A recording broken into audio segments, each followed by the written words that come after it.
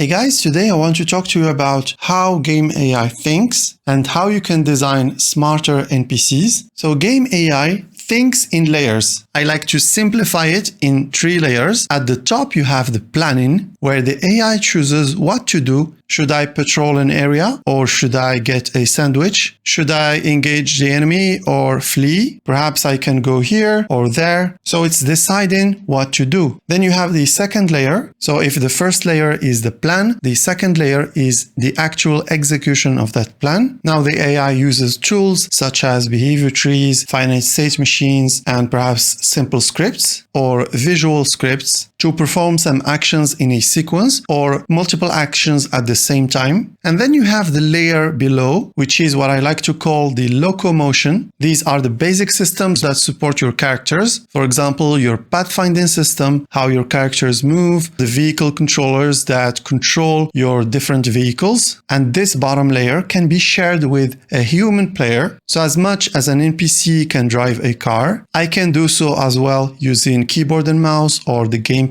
Let's go back to the top layer, the decision layer. How can you implement such a layer? Well, a simple way to do it is to use an FSM, finite state machine. So you have to think about the states that your AI can be in. Perhaps it can be in the idle state, in the patrolling state, in the combat state, for example. And then you think about the transitions between these states. This is a very simple and very intuitive way to do it. If you want a more advanced solution, then you can go to GOAP or Goal-Oriented Action Planning. It's a planning technique that has been used in the Fear games. You also have utility theory, and with some tools, for example, Behavior Designer, which is a behavior tree system that I'm using in a tutorial series on the channel with features such as events. These tools really blur the line between a behavior tree and a finite state machine. So they offer a lot of flexibility. And in the case of Behavior Designer, it also includes tools to implement utility theory. And utility theory at its core is simply assigning a score to each state. So for example, if I have 2 states, like let's say patrolling and combat, if I see an enemy, then the utility score of combat will be 10. And for example, let's say patrol has a default utility of 2, then my character will choose 10. And then you can add more complexity. You can add different ways to combine utilities. For example, you can add a score for the number of remaining rounds that your NPC has. So the more they shoot, the fewer the rounds they have left, which automatically decreases the utility of staying in combat. So if they're out of rounds, perhaps now the highest score will go to finding ammunition or perhaps finding a different weapon or simply fleeing the area. So you can make some really complex stuff with a simple number. Okay, let's go to the second layer. Here for the execution, the best tool that you can use is a behavior tree because it can support sequences, it can support parallel tasks, it can support many branches of actions. You can organize your actions in branches and have them work together. So it's a really flexible system that allows you to express your plans. And now it's up to you to see how to implement this. For example, in Unity, what I usually do is, for example, have a finite state machine in my script, and that finite state machine controls a behavior tree made in Behavior Designer. Or for example, you can use Playmaker to create a visual FSM, and that would control your behavior tree. Or you can do it with the event system and the interruption system of your behavior tree system. So on my channel, now I have 2 tutorial series. One is about creating a behavior tree system from scratch, and it's a programming heavy tutorial. And another series which uses Behavior Designer Pro. What I'm talking about today is tool agnostic. I don't want you to be dependent on a specific tool. You have to think about your NPCs and your game AI in a somewhat abstract way. And then, depending on the tools that you're using, you can implement these principles and what I'm talking about today. All right, so I hope you learned something.